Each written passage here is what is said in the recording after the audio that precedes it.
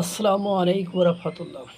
ভারতের ককরোচ জনতা পার্টির ভেবেছিল যে জুলাইতে যে মনে হয় আন্দোলন সফল হয়ে যাবে।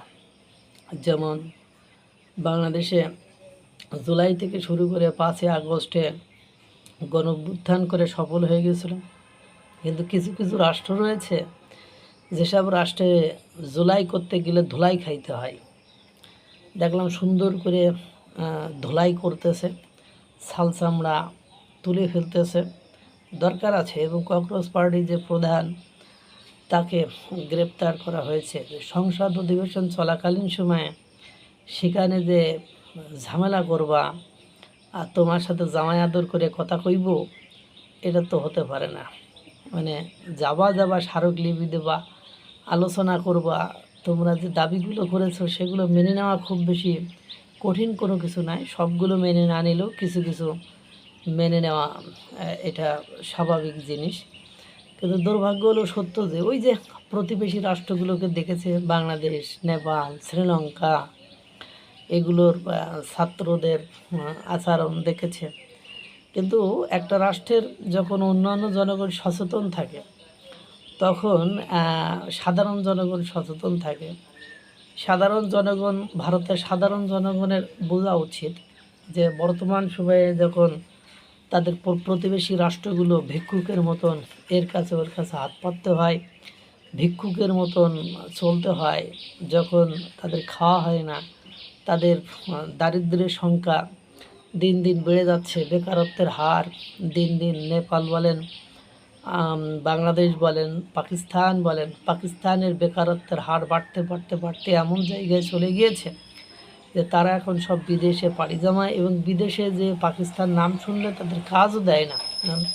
বিদেশে ভারতকে যে পরিমাণ রেসপেক্ট করে, ওদেরকে রেসপেক্টও করে না। তো যখন যত বেশি একটা দেশে আন্দোলন হবে, এই ধরনের কর্মকাণ্ডে জড়িয়ে পড়বে, তত ওই দেশটির প্রতি এই ডিসরেসপেক্টটা, এই অসম্মানটা চলে আসবে। এই জন্য আমার মনে হয় যে আলোচনার মাধ্যমে সমাধান করতে হবে গণতান্ত্রিক উপায়ে। হামলা জাতীয় কোনো সুযোগ ছাত্র জনতাকে দেওয়া যাবে না। যে হামলা করা যায় এই ধরনের কোনো সুযোগ ভারতের উচিত হবে ছাত্র জনতাকে না দেওয়া। কারণ এই করেই কিন্তু আজ দেখেন বাংলাদেশে কোনো বিদেশ বিনিয়োগ করতে চায় না। কেন বিনিয়োগ করতে চায় না? কারণ তারা জুলাই গণঅভ্যুত্থানের পরে, অর্থাৎ আগস্টে বিজয় লাভের পরে, তারা ভালো ভালো কলকারখানা, ভালো ভালো প্রতিষ্ঠানে আগুন দিয়েছে।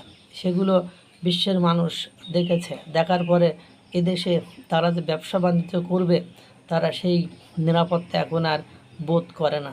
তারা এখন মনে করে ওই দেশে ইনভেস্ট করলে সেই ইনভেস্টটা আমার লস হতে পারে যে কোনো সময়। যেমন আপনার এয়ারপোর্টের মানে মালামাল রাখার জায়গাও আগুন ধরে গিয়েছিল, আপনারা সেটা দেখেছেন। গাজী টায়ার, বেক্সিমকো ফার্মা সহ বাংলাদেশের বড় বড় প্রতিষ্ঠান আগুন দিয়ে জ্বালিয়ে দিয়েছিল।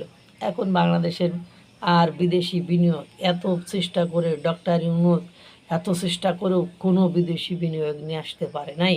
যার ফলশ্রুতিতে বেকারত্ব, দারিদ্রতা এগুলো বেড়ে যাচ্ছে। সে বিশ্বব্যাংক, IMF, মানে ইউনিসেফ সবার প্রতিবেদনে এটা উঠে এসেছে। এই জন্য মানে জুলাই সবসময় যে সফলতা লাভ করে, জুলাই সফলতা লাভ করে যে দেশে বেঈমানদের পরিমাণ বেশি থাকে। কিন্তু ভারতের মতো রাষ্ট্রে জুলাই করতে গেলে ধুলাই খাইতে হয়, তারই স্যাম্পল আমরা গতকালকে দেখলাম।